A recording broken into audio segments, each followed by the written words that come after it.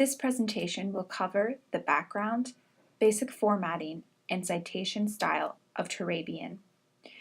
This style was created by Kate Turabian in 1937.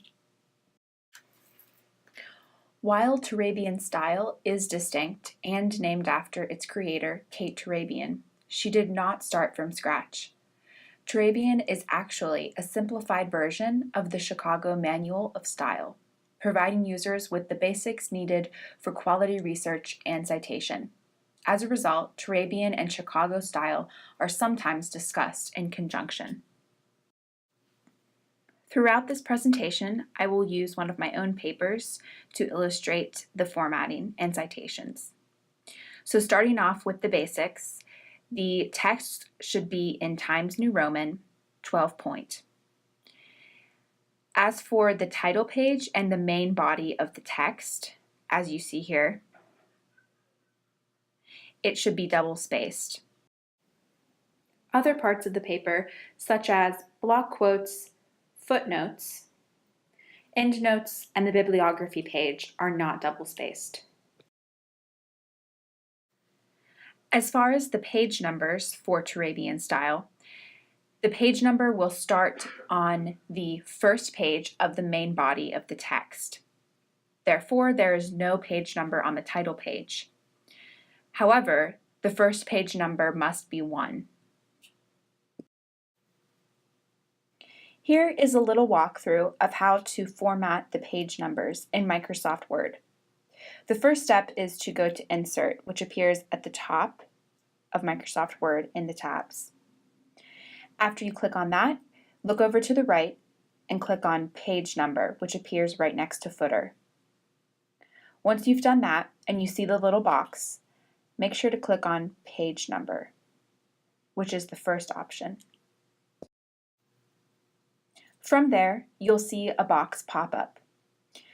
Once you see this, look to Position at the top of the box. You're going to change the drop down to Top of Page, Header.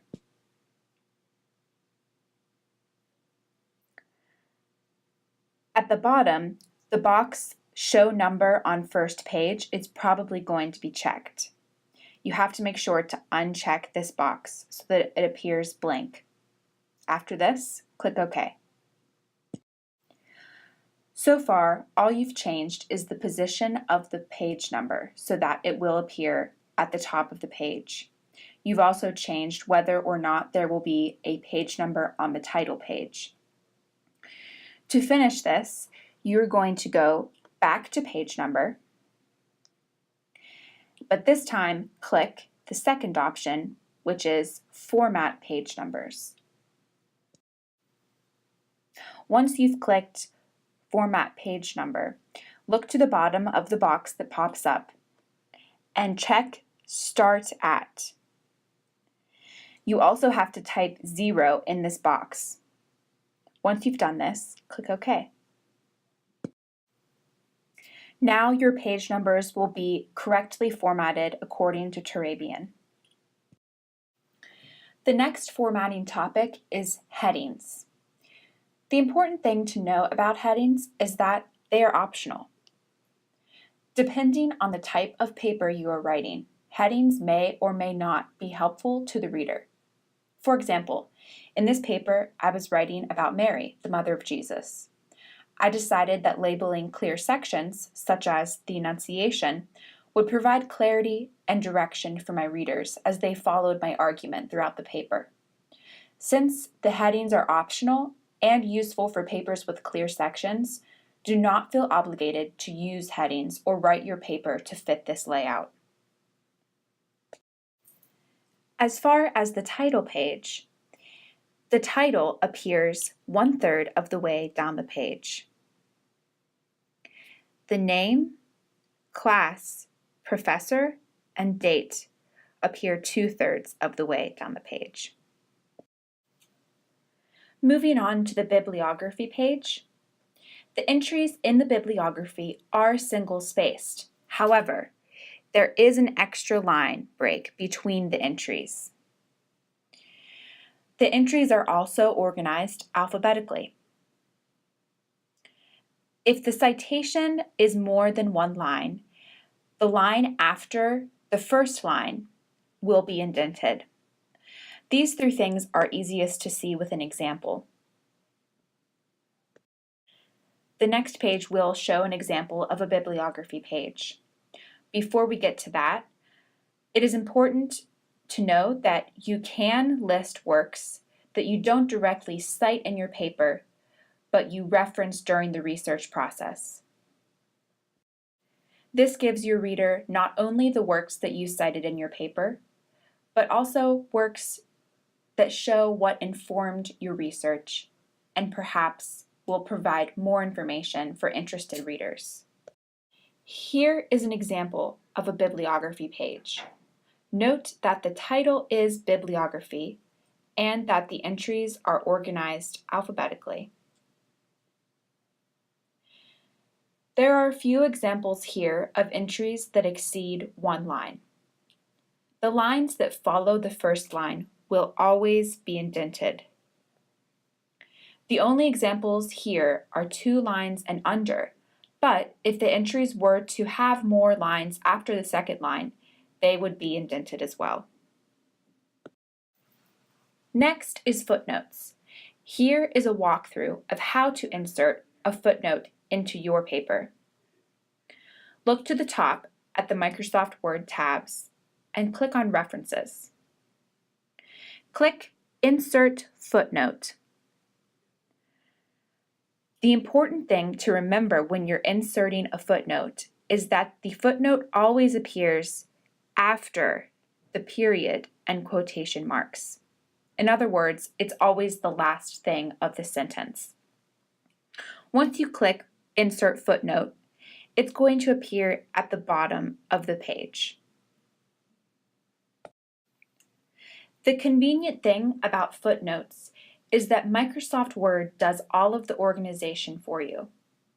If you delete a sentence that had a footnote, the footnote will be deleted, but the other footnotes will reorder.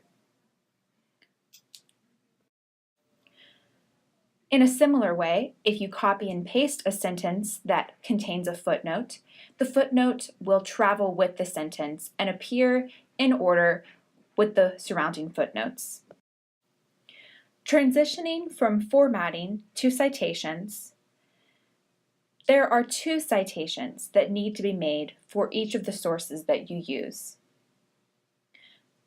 There is the bibliography citation, and then there is the footnote citation, which will appear in their respective categories. The following slides show some examples of types of sources that you might use in your paper and how to cite them. The first is a book. The proper structure for citing this source is shown first,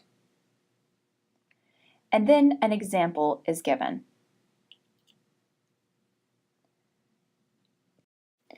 This structure is fairly self-explanatory, but there are a few things to watch out for.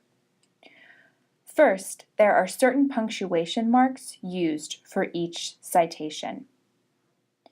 It is important to use the proper punctuation marks. Also, there are slight differences between the citations for footnotes and bibliography, and it is important to pay attention to these differences. For example, the footnote citation for a book lists the author's first name first, whereas the bibliography citation uses the last name first. Another important difference is that the footnote citation will contain a specific page number or page range. This page number will specify what part of the source you are paraphrasing or quoting. In other words, it is the difference between citing the entire book and one page or multiple pages of the book. The next example is an article. As stated during the last slide, there are slight differences between the footnote and bibliography citation. What is important to point out is that the page numbers for the footnotes will be 1 or more pages, while the page numbers for the bibliography will be the total page range of the article in the journal. This example is for church documents.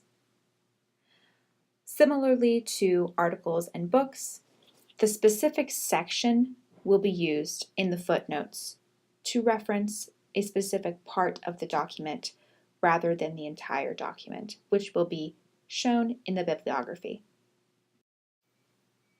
For citing the Bible, the footnote citation will list the title of the book, abbreviated, the chapter number, the verse number, and the translation. It is unnecessary to mention the translation after the first time if this translation of the Bible is consistently used throughout the paper. A final note is that the Bible does not get a citation in the bibliography page. Some of the sources that you find in the research process will be a bit unusual. Sometimes sources are not going to have all of the needed information that is listed in the format of a citation. When you encounter these sources, handle them with reason, but more importantly, consistency. This is an example of an unconventional source, Athanasius's On the Incarnation of the Word.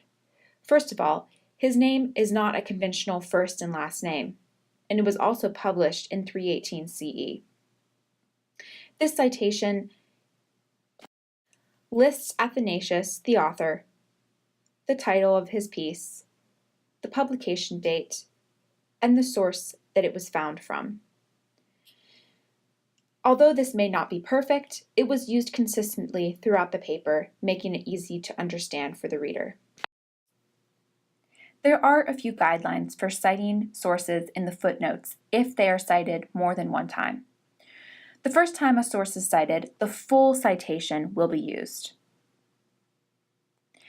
In times that follow that initial citation, an abbreviated version will be used. For a book, this means that you use the last name of the author, comma, and the page number, period.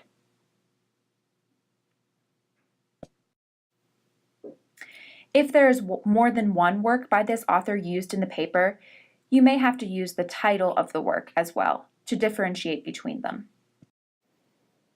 Continuing on with the use of footnotes, you're going to use something called Ibid, IBID period, which is an abbreviation for a Latin word meaning in the same place. To avoid repetition, use Ibid when you use the same source 2 or more times in a row. An example is shown at the bottom. Sobrino, page 73 is cited. In the next footnote, the author wants to cite the same exact page from the same exact source. Instead of repeating Sobrino 73, they will write IBID period. If you use the same source in a row but not the same page number, you're simply going to write IBID period, comma, and the new page number.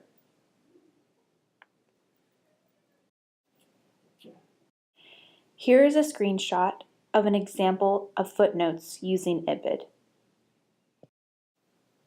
Here are 2 good examples of using Ibid to indicate that these sources are the same sources listed above them, but a different page number.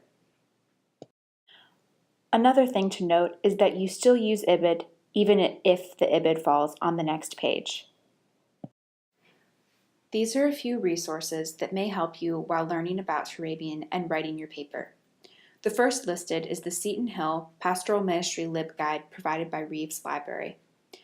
Once you go to this LibGuide, look for the Writing and Citing section, which will list some resources that you can reference. The following 3 are different websites that are good reference points for while you are writing your paper.